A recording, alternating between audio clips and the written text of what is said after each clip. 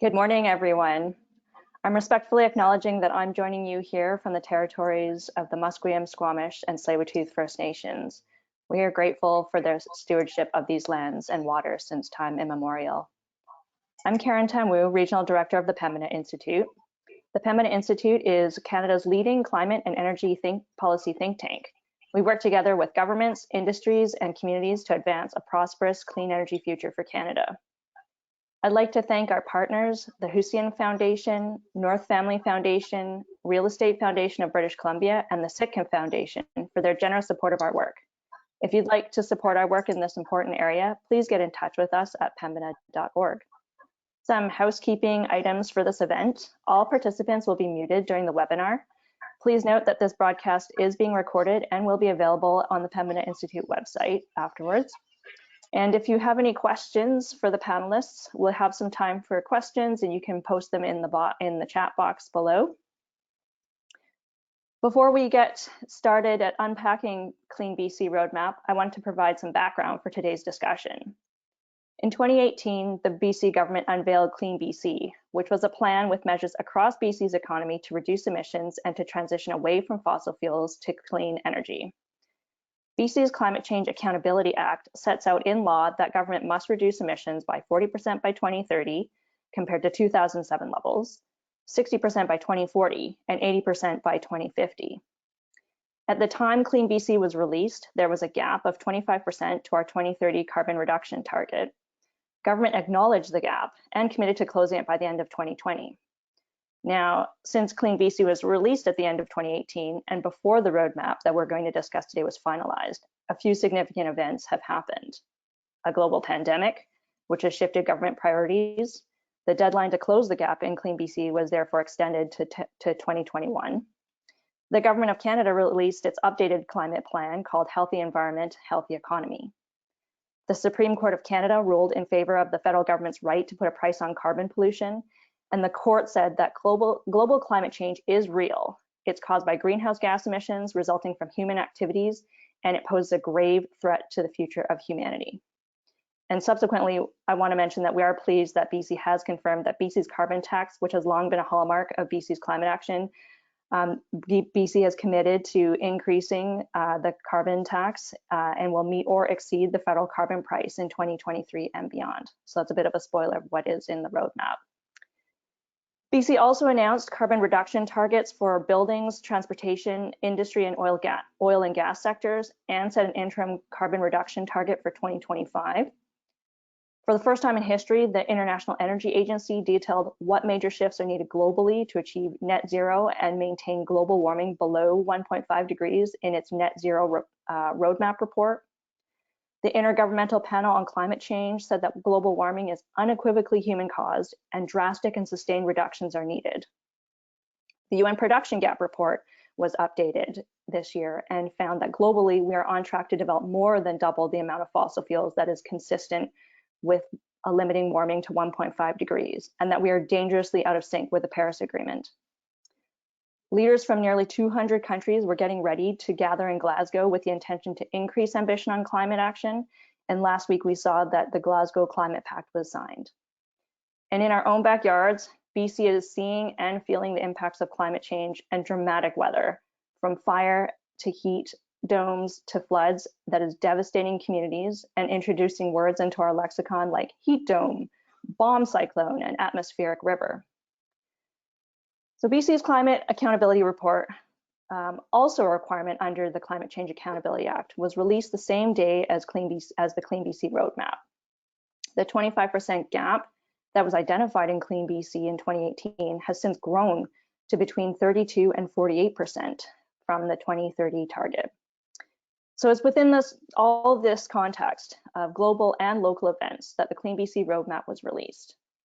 The roadmap contains actions across 8 pathways and builds on actions contained in CleanBC to address the gap to 2030. Targets for some of the measures have been strengthened, and there are some new programs that have been introduced. In anticipation of the roadmap, my colleagues and I were looking for a few key actions. One, increasing the price on carbon, which I've already said we've done. Producing more renewable fuels and gas to reduce the carbon footprint of liquid fuels and natural gas. putting more zero-emission cars and trucks on the road, switching to electric heating in homes and buildings, aligning production of gas in BC with science that says an immediate and steep reduction in fossil fuel development is needed globally to keep global warming to 1.5 degrees. So this morning, my colleagues will be focusing on 3 areas that we work most closely on: buildings, transportation, and industry. And we'll see how the roadmap measures up to our expectations. Before I turn it over to my colleagues, I'd like to check in with folks and do a poll. We're curious to hear, how do you think BC is doing on climate action? We'll give you folks a minute or so to make a selection.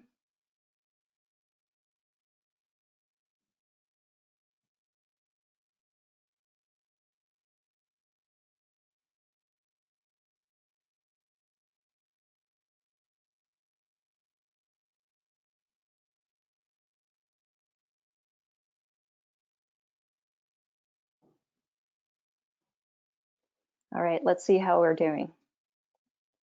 Let's see how we voted.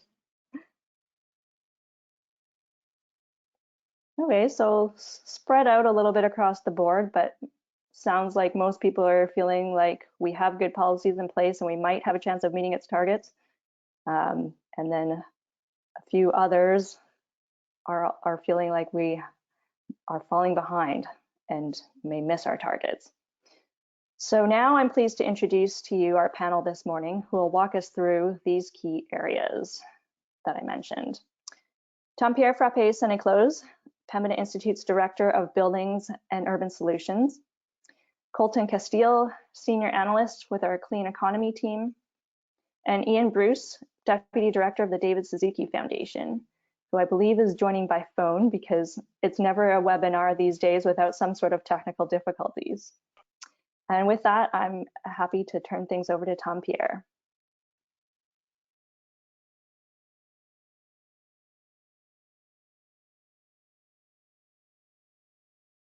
Thank you, Karen.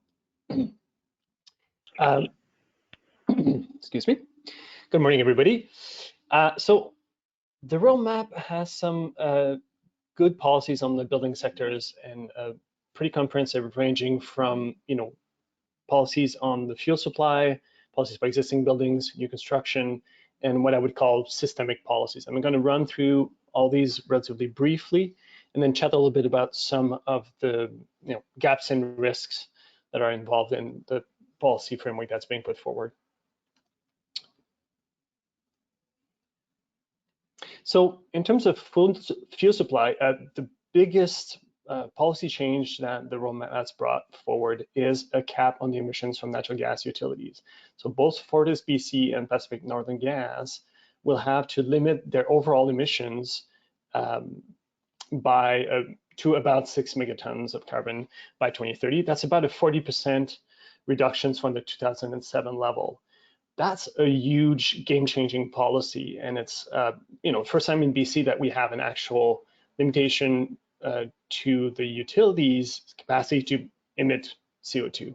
That's going to happen in a combination of sourcing more renewable gas. So as far as we know, the requirement that was introduced in the first CleanBC program to have a 15% renewable gas content requirement is still on.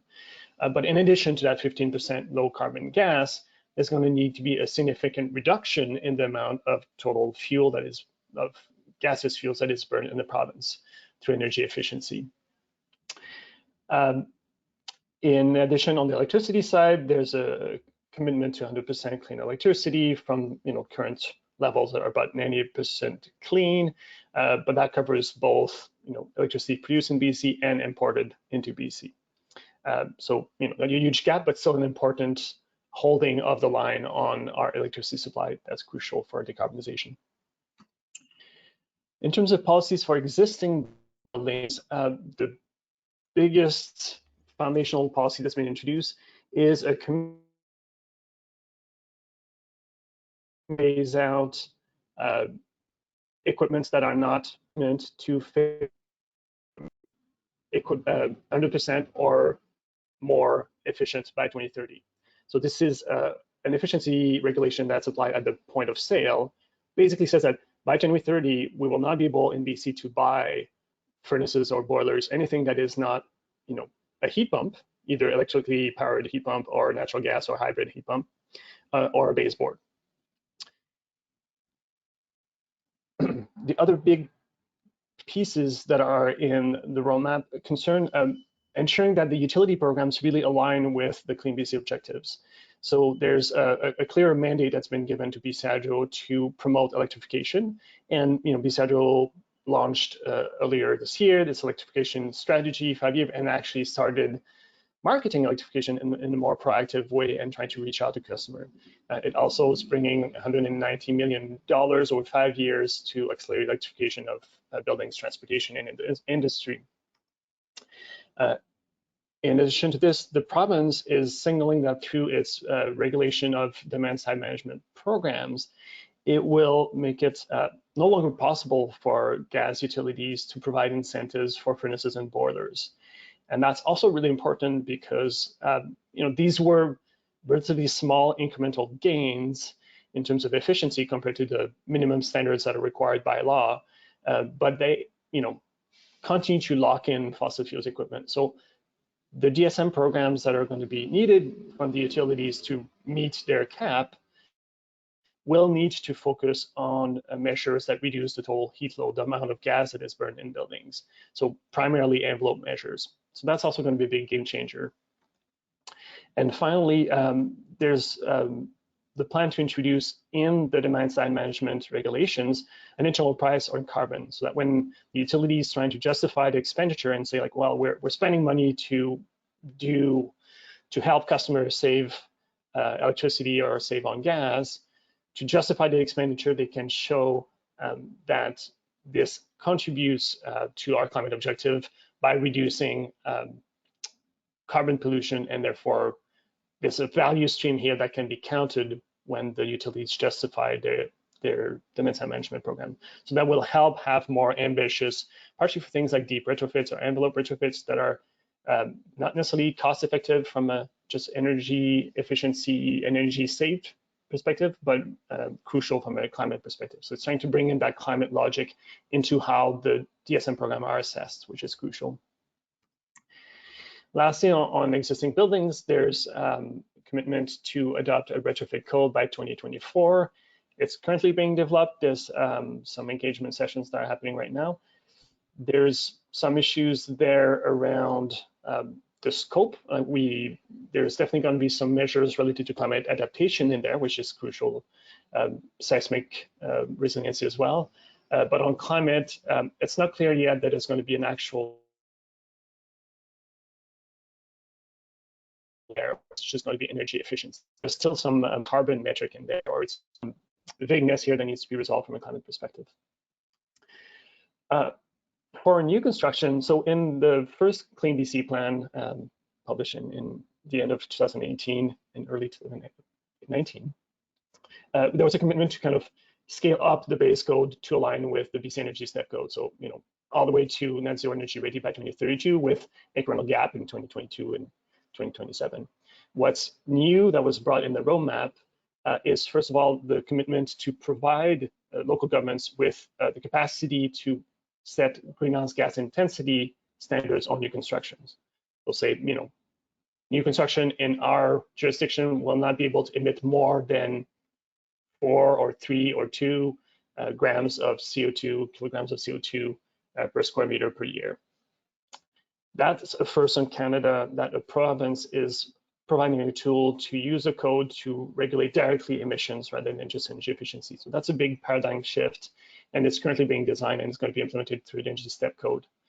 The other element that was brought in the roadmap is a commitment that by 2030, the code would require, using these greenhouse gas intensity metrics, a zero carbon standard for new construction, with kind of interim targets to be determined in 2024 and 2027. So that's starting to pave the way for the code to no longer just be about energy efficiency, but be actively about climate and carbon mitigation. Lastly, there's a few kind of structural policy that are being introduced. I'm not going to go into the detail of all of them. I'll just mention them so that people are aware. Universal home energy labeling, PACE financing, low carbon buildings materials, funding for local governments to enact clean policies, so a replacement to what was the CARIP program is being announced. So all these kind of help create the ecosystems for the industry transformation that's needed to have the retrofits and the new construction, and for customers to be aware of the climate imperative and the value of these new ways of building. As well as the plan is talking about a new land use legislative framework, a new conversation with the local governments around their power to do land use, which is crucial for climate mitigation and climate adaptation on a range of issues. For more on this, you can see a blog by Alex Boston from Renewable Cities that unpacks this a bit more. So briefly, some key gap in risk in this approach. The cap on gas utility, as I said, is crucial to the reduction target that have been set for 2030.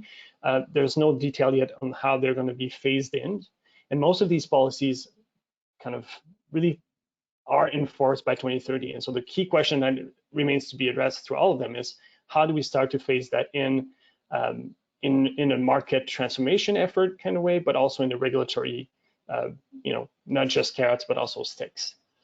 So that's to be determined. And we know that, there's a process to, with the BCUC Commission, to allow new construction to procure long-term contract on renewable natural gas. And there's a real tension here between this process that's underway to allow new construction to meet the greenhouse gas intensity target by procuring long-term renewable natural gas, and the fact that the gas utility is going to need to reduce its total footprint by more than half.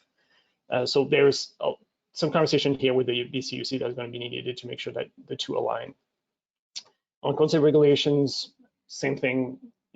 Phase out of boilers and furnaces by 2030 is great, but we can advance some of them much before that, and we should have some interim targets in the same way that we do for zero emission vehicles, where we require that the companies, bring in a certain portion of zero carbon vehicles, low carbon vehicles, zero emission before the 2035 timelines, where all of them are going to need to be zero emissions. We could have something like this for equipment as well. On the retrofit code, is it going to target only energy efficiency, or are we going to have tools either by the province or allowing local governments to regulate emissions from existing buildings?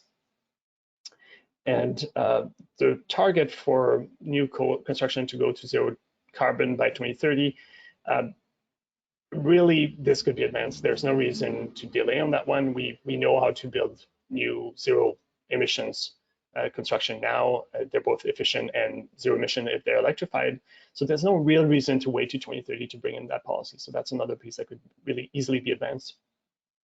And the last part is like the budget considerations. We're going to need significant dollars to be brought to this and to the incentive programs of Better Home BC and Better Building BC to meet these objectives. So that's what we're going to need to be looking for in budget 2022.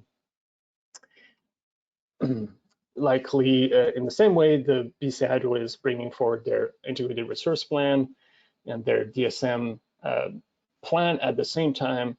And in the draft, they were targeting kind of an average level of DSM. And I think the pace of electrification and climate policies that we see there is going to require a lot more supply of clean electricity. And that's also going to require a lot more investment in DSM to make sure that we don't create a huge gap there. So we'll need to see in December where BC Hydro lands on their planned DSM expenditure, but it needs to be significantly more than what's been announced to date. And I will pause there for this overview. Thank you, Tom-Pierre. And now I'm going to throw things over to Colton to walk us through the transportation sector.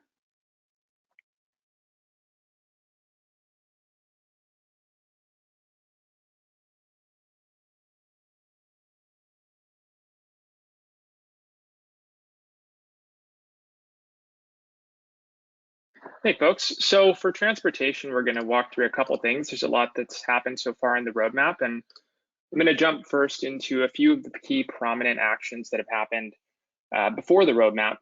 that relate to transportation, all of which actually happened in 2021. As a general recap, transportation is the biggest contributor to our provincial greenhouse gas emissions, roughly 40% historically. And the 2030 sectoral target for transportation is to decrease emissions between 27 to 30% by 2030. Before we start, just a quick note about adaptation. Obviously, in light of the events this week, the actions here we'll be discussing relate directly to mitigation, but it's also shown us how critical it will be to adapt our transportation infrastructure to make our supply chains more resilient and to safeguard our communities. Adjusting the freight and goods movement sector to a new climate reality will not just be about finding ways to encourage energy efficiency and transition towards new vehicle technologies, but also that the industry is supported through the transition and that supply routes are protected to keep costs low and for communities and to keep communities safe across the province. So in terms of what's happened pre-roadmap, a few prominent actions.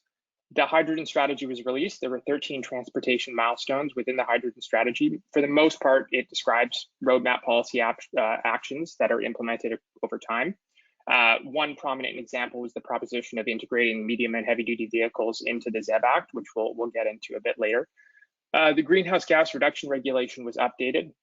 This was important as a pathway for increasing renewable gas supply, both into the grid for buildings, but also for medium and heavy duty vehicles that may use gas engines.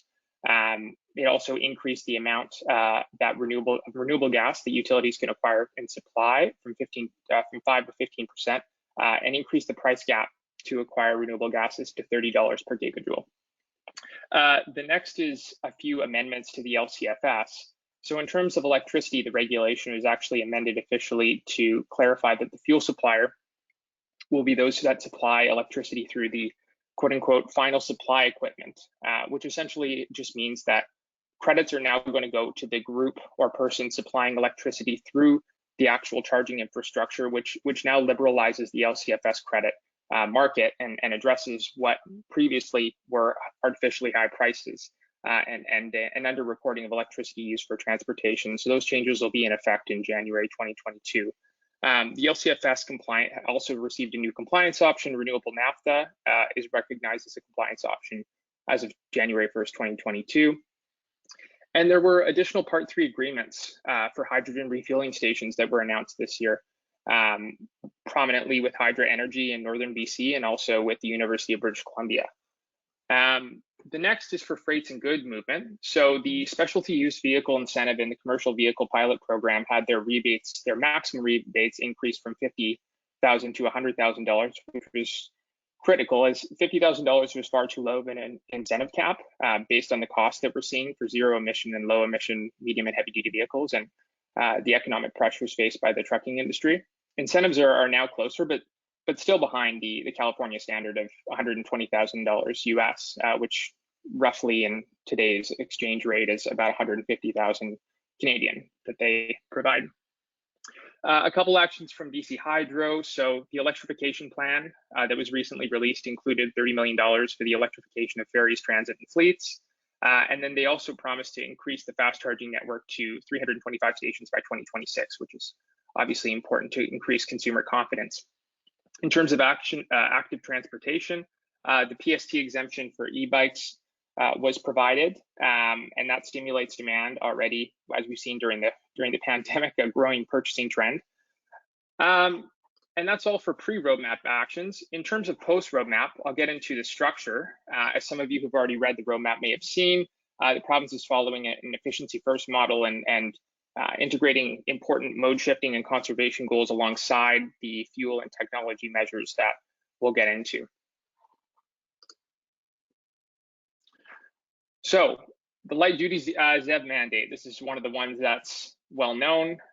We've updated the interim targets to be to 26% by 2026 and 90% by 2030, which is ambitious, is a leading policy in North America, and matches the recent federal commitment as well of 100% by 2035. Right to charge legislation. So many studies have shown that over 70% or a high margin of charging happens at homes, and most British Columbians live in multi-unit residential buildings, but most buildings lack charging infrastructure. Those of you who may live in apartments or basement suites or other type of housing across the province may know that it's difficult to make a choice to purchase an EV if you don't know how you're going to charge it regularly and if you don't know that the infrastructure exists in your community. So this is an incredibly important commitment. And for example, right to charge legislation already exists in Ontario, California, Oregon, Colorado, among other jurisdictions. Another is the commitment to advance 10,000 public charging stations by 2030 and to complete the BC Electric Highway by the summer of 2024. So as we spoke about before with BC Hydro, this is extremely important to add additional consumer confidence as the ZEV standard pushes new vehicles into the market.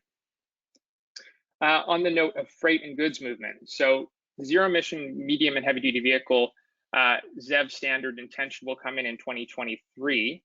This will be developed in accordance with California's Advanced Clean Trucks regulation. But as of now, it's a little bit light on details in terms of how that's actually going to occur. For example, in California, it covers classes 2B to 8 for vehicles and requires a 2035 sales mandate of 55% for classes 2B to 3, 75% for classes 4 to 8 straight trucks, and 40% of tractor sales. As we've explored in recent Pembina research, the truck tractor sector is the most polluting and really critical to explore decarbonization options. So it's important for the province to consider some of these segmented targets for the sales mandate as it comes into effect. Another additional important target is the reduction of energy intensity for goods movement measured in ton kilometers. So we're looking at a reduction of 10% by 2030, 30% by 2040, and 50% by 2050 using a base year of 2020. In the commitment, the province is pledged to work with partners, but it remains to be seen how those targets are going to be enforced or driven should setbacks occur. So if followed, the targets will drive important improvements in energy consumption for freight and goods movement, but it'll be important to see how these targets are going to be implemented ultimately. An important commitment is to improve the heavy duty vehicle efficiency program, which has been successful province-wide. It provides incentives for fuel-saving devices, which can contribute to GHG emissions reductions for diesel HDVs that are currently on the road today and will be, frankly, for several years to come, particularly those that are in Class 8 and the heaviest and don't have immediate options to transition to electric or hydrogen fuel cell electric. Fleets complete a one-day training course on fuel efficiency measures and are eligible for rebates on the purchase and installation of certain fuel-saving devices. So the province is committed to offering higher incentives for these energy-saving measures. We don't know exactly how much that'll be. Right now, it's up to $10,000 per vehicle or $100,000 per fleet. But more is always better for a sector that is challenged with immediate technology transition options. In terms of energy conservation and efficiency, so they've committed to reduce distances traveled in light-duty vehicles by 25%, look at compact urban planning, more active transportation, as we've seen during the pandemic, encourage more remote work, and critically also work with ICBC to monitor kilometers traveled and adjust based on that data. And this is a really important but not as often spoke about part of the policymaking process is that data sharing portion, and it's easier to access ICBC data nowadays and view the kilometers traveled, and this will be a critical way for policymakers to keep an eye on what's happening. Additionally, the increasing shares of trips to active sustainable transportation is another important goal, which will be 30% by 2030, 40% by 2040, and 50% by 2050. Moving on to the next portion. The low carbon fuel standard has a few prominent actions that'll be changing. So first, a 30% reduction in carbon intensity by 2030. That's increased from the previous 20% reduction. There will be an increase in the renewable fuel supply goal to 1.3 billion liters by 2030, which is a doubling of the previous production commitment. It'll also be extended to cover marine and aviation fuels as of 2023. The province will be considering new compliance options, such as negative emissions technologies. And as I mentioned before, new compliance options will be immediately coming online, such as renewable naphtha as of 2022. And then there will be another important policy measure to increase non-compliance costs. So one issue we've seen in the past is that some firms have chosen to accept non-compliance financial penalties rather than pay the credit prices because it's cheaper to do so. So as the credit market liberalizes with new electricity amendments in place and more credits come into the market, and it decreases the previous monopoly that BC Hydro had on electricity within the LCFS credit market, we'll have to see the province keep a keen eye on the average credit price and monitor how those financial penalties will increase, because they'll need to be stringent enough.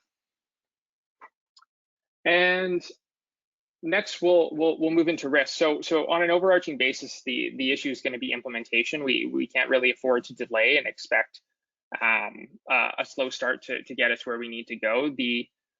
Right now, the 30% target for the LCFS is described as a starting point for further analysis and consultations. This is a bit concerning. While the increase to 30% is strong, we may need further ambition from the LCFS to get us to 2030, particularly for fuels consumed by medium and heavy duty vehicles, which account for 35% of all transportation emissions, despite only making up 5% of the provincial vehicle registration mix. The intention with the LCFS is that all future adjustments to it must be in line with the province-wide target and the sectoral transportation target, rather than, as this text describes, left in a fluid state.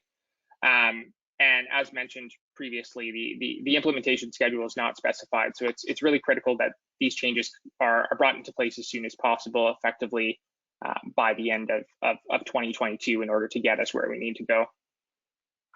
On freight, there's a couple key measures.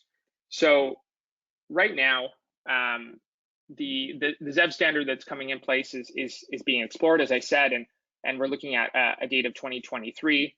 But we also know that there's price pressure on the demand side for operators of medium and heavy duty vehicles, and the current cost of new Class 7 and 8 battery electric and hydrogen fuel cell heavy duty vehicles can range between $169,000 to up to $730,000, whereas new diesel trucks can cost between $150,000 and $170,000 roughly. Class 8 battery electric vehicles for purchase, you can publicly see on the specialty use vehicle incentive website, which lists some of the vehicles that are eligible for purchase.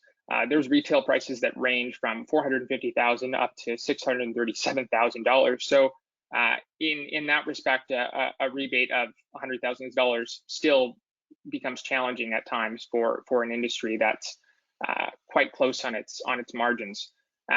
Recent data from the US has also showed that Class 8 trucks ranging from roughly $70,000 to $58,000 on average in the diesel class. So it's not quite comparable, and we may need more innovative financial mechanisms to address this. There's some innovative financial solutions out there, things like concessional loans with preferential terms, so below market or zero interest rates, longer maturities, flexible eligibility requirements, first loss funds, residual value guarantees for purchasers to have guaranteed minimum resale values, and utility bill financing models are all different options that the province could explore. And then in terms of beyond 2023, the alignment with California's advanced clean trucks rules left a bit open-ended. So as I mentioned before, there are specific class targets within the California standard, and we would expect that the province keeps a keen eye on how it's going to deploy that ZEV standard, probably not universally, considering the state of the technologies right now. And that's all for me. Great, thanks, Colton. And now I'm going to turn things over to Ian Bruce, who's been gracious enough to join us from the David Suzuki Foundation. Over to you, Ian. Thank you so much, Karen, and thank you, Pembina, for hosting this great webinar. I wanted just to say hello to everybody. I've got some technical issues with the camera today, so unfortunately you can't see me, but I'm not sitting in my pajamas. I know COVID has made us all wonder, but I'm speaking to you today from the unceded traditional territories of the Coast Salish people, including the Squamish, the Tsleil-Waututh, and the Musqueam. And as Karen mentioned, I'm the Deputy Executive Director of the David Suzuki Foundation. And at the foundation, we work through evidence-based research, policy analysis, education, and citizen empowerment to help conserve and protect nature and to create a sustainable Canada. And I'm really pleased to be here today, and thank you all for joining. I mean, certainly, before I kind of start out, like the latest science, is certainly showing that it is a code red for humanity. And I think we all feel the brunt of the climate emergency in BC this week. And our hearts, I know everyone has been thinking thoughts of those people and families that have been heavily impacted this week and have really suffered some major loss. It certainly highlights the need for an emergency response to the climate crisis. And I will just say that, I just wanted to remind everyone, our future certainly will be determined not by chance, but by the decisions we make now to act on climate change and ensure our communities are resilient and that we're really addressing the root cause by eliminating carbon pollution. So certainly, I just wanted to say, following up to Colton and Tom-Pierre's great presentations, it's certainly welcome a stronger climate plan in BC. As this week has shown, we certainly need it. And there's many solutions that we've been pushing for a long time. As others have summarized, the plan is quite comprehensive with a few exceptions and risks, some of which I'll speak to on the industrial and oil and gas sector side. But I've been asked to kind of unpack sort of the policies in the plan related to industry and oil and gas. And I'll just go to the next slide just to kind of go over, for context, just what BC's industrial oil and gas emissions look like in the province. Currently, as they're currently reported, they make up about 41% of our total emissions. And you can see that on this pie chart, just on the left-hand side, industry in blue and oil and gas in sort of the pale beige color. And certainly, it's a large chunk. And there's also some additional emissions that don't show up necessarily here, but there are unreported methane emissions. And in BC, the David Suzuki Foundation, as well as other universities and studies commissioned by the BC government and others, suggest that methane pollution could be about 2 times higher than what's currently reported in our inventory. As well, just the oil and gas sector also has emissions that come from gas pipelines, which would fall under the other transportation sector. So when you add things up, certainly there's much more. And what I would say is, one of the big challenges is that BC is planning to add about 4 million tons of carbon pollution from LNG, which will include the building of the project LNG Canada, which is would be one of the largest industrial emitting facilities in the country over the next few years. So when you add up all the associated emission activities from the oil and gas sector, the carbon emissions are much more significant, and we're really looking to much closer to half of BC's carbon footprint. And I just would suggest that this really highlights the need for strong action from industry in the oil and gas sector. We go to the next slide. I'll just run through some of the highlights in the industrial and oil and gas sector of the plan, of the roadmap that BC has released. One of the strongest commitments is on methane pollution. It's a really important global priority to eliminate methane pollution because it is such a potent greenhouse gas. It's about 80 times more potent than carbon dioxide over a 20-year period. The good news is it's a short-lived greenhouse gas in the atmosphere compared to carbon dioxide. So if we can reduce methane emissions, we are counteracting global warming much more effectively than some other greenhouse gases. That's why this is such an important commitment. You may recall last year the province brought in regulations to reduce methane emissions from upstream production of natural gas and fracked gas by 45% by 2025. So this is building off that commitment, and it's a strengthening of that commitment that by the end of this decade, that would strengthen up to 75% reduction and eliminate nearly all industrial methane emissions by 2035. So that would include other methane emissions from agricultural sector and mining sector as well.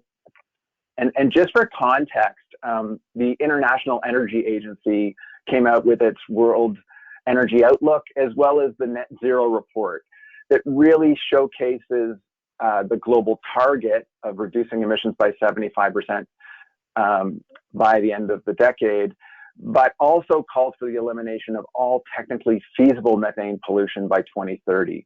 So these findings by the IEA would suggest that BC would probably want to do more on reducing methane emissions in the oil and gas sector, and would have to look at other policies and other solutions and greater action too, just to figure out those more difficult areas such as agriculture, on reducing methane from agriculture.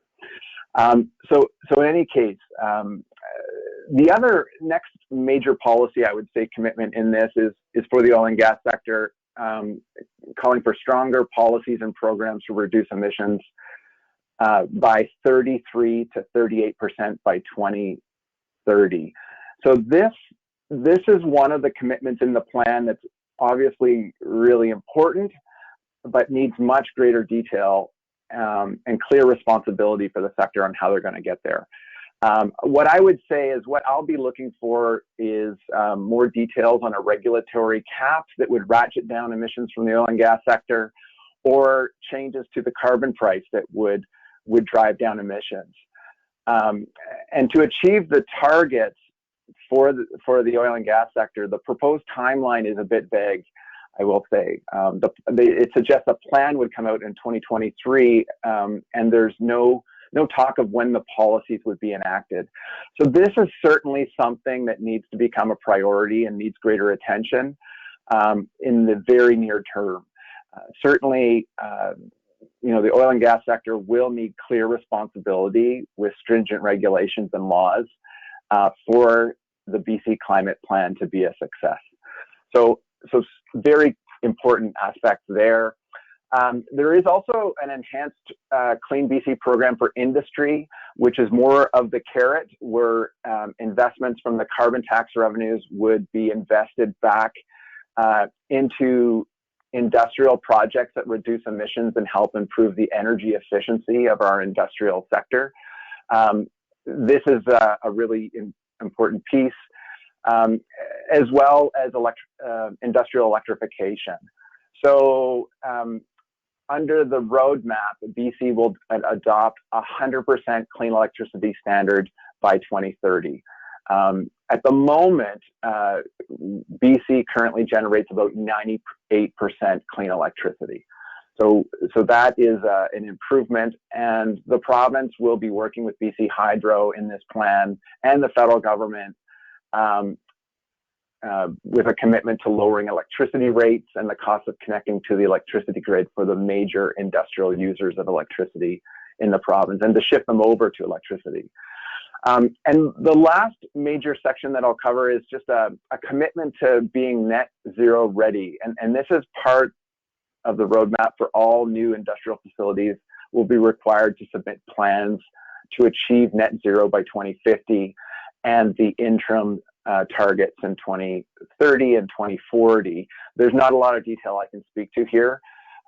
But what I will say in the next slide, if we can move to the next slide, is certainly what is needed for success is that BC really needs to move from commitment to action. That applies to the whole plan, but in particular for this section with the industrial sector and oil and gas sector, we really need to ensure that these sectors are playing a responsible role in the solution, and more focus in the plan is required to ensure a fair and effective approach. I would just say, as I mentioned, to have a credible plan, we need clarity on those solutions. And so that will be a key aspect, will be what regulations or policies will be used to ensure that we achieve these emission reductions. And I just say we really need to prioritize the implementation timeline. You know, we've had dozens of climate plans in Canada and have failed to reach our climate targets largely because these plans have not all been implemented, or at least implemented fully. And I would say that's got to be probably one of the key aspects of the roadmap, is that there's not a lot of wiggle room in this plan. The policy solutions really need to be enacted within, I would say, the next 6 to 12 months to reach BC's legislated targets. So yeah, in summary, you know, I think that this sector here is one of the sectors that needs attention, and that has great potential to play a very constructive role in the solution to our provincial climate plan. But we need to ensure that those policies have greater detail, are credible, and are coming online very, very soon. Thanks so much. Yeah, and I look forward to questions. Great, thanks, Ian. And I'll invite Tom-Pierre and Colton to join me back on screen for questions. A lot of them have been coming up from all of you out there.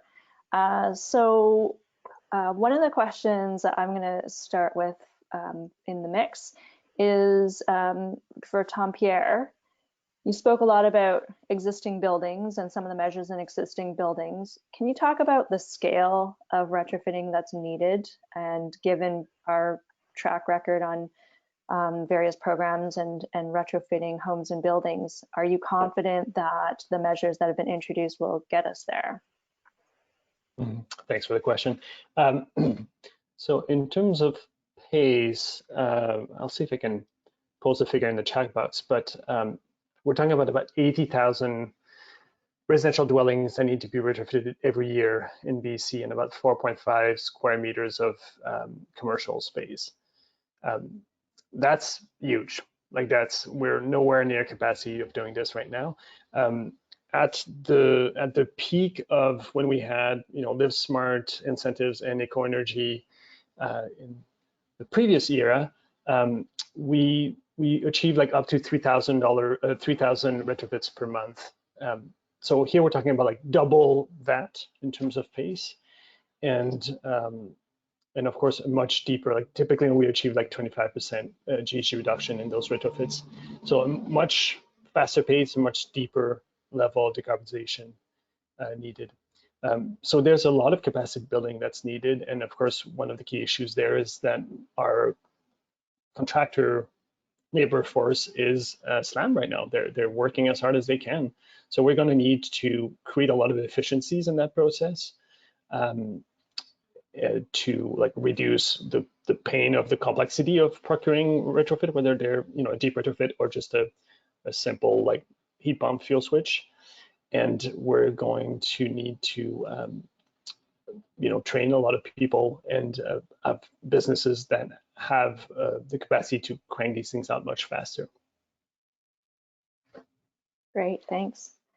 Colton, a question for you on transportation. It seems like a lot of the measures that you talked about were about electrifying transportation, like electric vehicles, electric bicycles, and just wondering if you could enlighten folks on what is the plan around moving to other modes of transportation that don't require energy? Yeah, I mean the plan has some good points about active transportation. I think I'll find it here. To you know, increase the number of the share of trips from active transportation, so transit, you know, walking and biking, to 30%, you know, 2030, 40%, 2040, 50% by 2050 is a welcome measure. I think it's important that the province is structured, as I showed in the slide for folks, this mode shifting energy efficiency, energy conservation model prior to the technology changes that are and fuel switching changes that are shown later down the line, that for more urban centers in the Lower Mainland where there's accessible transit and bike infrastructure. We know that car culture is changing, frankly, and personal behavior is moving away from personal passenger vehicles. And it's important to not just have the targets that the roadmap does have, but complementary measures that we'll see in the 2023 Clean Transportation Action Plan. Hopefully we'll address that and supplement some of the actions that have happened in the Move Commute Connect plan that the province released alongside the original CleanBC. Great, thanks. Ian, just wondering in terms of what the World Energy Agency report had said and the UN production gap had said in terms of the need to reduce production of oil and gas. How do you see that imperative that's been put out there by these international scientific bodies vis-a-vis what we're seeing in CleanBC Roadmap, and where is their alignment and where is their work still to be done? Great question, Karen. This is certainly, the recent International Energy Agency report for net zero, as well as UNEP's production gap report, really shows that looking globally, governments have planned fossil fuel production that is dangerously out of sync with our net zero commitments and our efforts to keep emissions to safe levels. So I would say, many governments are starting now to talk about a just transition to ensure that we're building a clean energy workforce. And I think the province in this climate plan has acknowledges that and is, really talking about the workforce and the huge opportunities that created with clean energy jobs and those good jobs in that sector. I think what the big challenge or the elephant in the room for BC is, with just some uncertainty around natural gas production, is much of it fracked gas. That production and the export of that via LNG has huge emissions. And, the province is planning to add 4 million tons to BC's carbon footprint over the next few years from that activity. That's a huge jump. That's essentially the growth in emissions we've seen over the last decade in BC being added. So it's substantial. What I would say is that the plan, is kind of falls silent on what we need to do to start reducing the production of oil and gas. And I think that's an area that needs great attention. It certainly has been flagged by scientists and those global reports that you mentioned. And just to put things in perspective, to reach our emission targets with this growth, we need to achieve about a 5% reduction in emissions every single year to be on target to reach our 2030 goal and our 2025 target as well provincially. And the IPCC report suggests that, we actually may need to increase that closer to 7%. So there's lots of work to do. And I think that the key thing is we need to gain some momentum on enacting a lot of these policies and making sure they're strong. Great, thanks. That's about all the time we have for questions today. We've had so many good ones roll in, so happy that you could join us. I'm just going to finish off by saying, as we have heard today, there are many promising policies and programs that have been proposed in the roadmap. Successfully reducing emissions as required means that government is going to need to get to work right away to implement policies and programs in a timely manner. We don't have time to dally, and we don't have room in our carbon budget to waffle. We'll be watching Budget 2022 in February to make sure that there is ample funding to support implementation of the policies and programs we've heard about. And we have 97 months to 2030. So this is a critical decade for critical action, to steal the words of Fatih Birol of the World Energy Agency. And we need to remember that our goal is to achieve a net zero economy by 2050.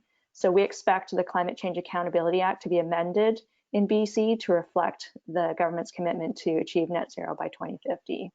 And with that longer view in mind, the decisions and actions that are being made today will influence whether we're successful in the future. I'd like to thank Tom-Pierre, Colton, and Ian for sharing their insights with us.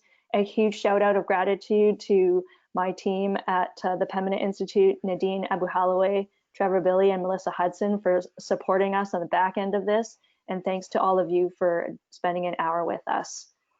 Enjoy the rest of your day.